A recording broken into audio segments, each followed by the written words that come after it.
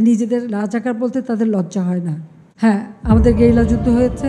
৫ August Sheikh হাসিনার নেতৃত্বাধীন আওয়ামী লীগ সরকার পতনের পর সাবেক মন্ত্রী এমপি সহ রাজনীতিকদের মধ্যে অনেকেই ভারতে যেতে সক্ষম হয়েছেন।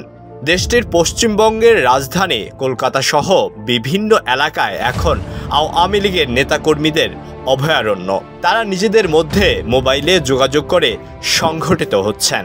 তাদের দলীয় পৃষ্ঠপোষকে ভারতে আশ্রয় ও ভারতীয় বৈদেশিক গোয়েন্দা সংস্থা রয়ের সহায়তায় রাখা হয়েছে বলেও অভিযোগ উঠেছে।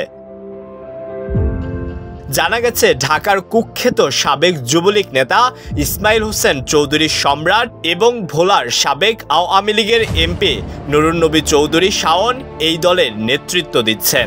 ২০০১ ও ২০০৬ সালে বিএনপি জামাত নেতৃত্বাধীন ৪ দলীয় জোট সরকারের সময়ে এরা বিভিন্ন সন্ত্রাসী কর্মকাণ্ড পরিচালনা করেছিল বলেও অভিযোগ রয়েছে।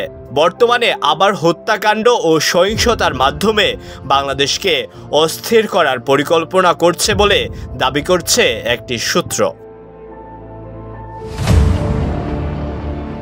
অনেক আওয়ামী লীগ নেতা বর্তমানে কলকাতার park circus, Gulshan colony, new town, ভাঙড় ও যাত্রাগাছি এলাকায় অবস্থান করছেন।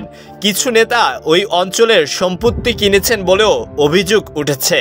বিষয়টি আলোচনার কেন্দ্রবিন্দুতে আসে যখন কলকাতার নিউ টাউনে সঞ্জীব গার্ডেনের একটি আধুনিক আবাসন থেকে আওয়ামী লীগের সাবেক এমপি আনোয়ারুল হক আজিমের টুকরো টুকরো লাশ উদ্ধার করা হয়।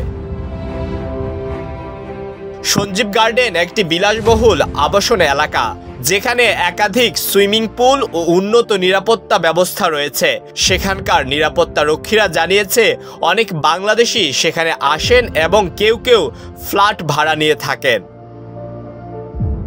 এই ঘটনাগুলো আওয়ামী লীগ নেতাদের চলাফেরা এবং তাদের পরিকল্পনার উদ্দেশ্য নিয়ে নতুন করে সন্দেহ তৈরি করছে।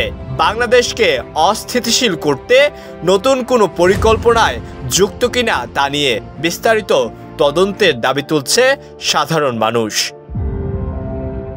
আল ওয়ান খান, ঢাকা প্রকাশ।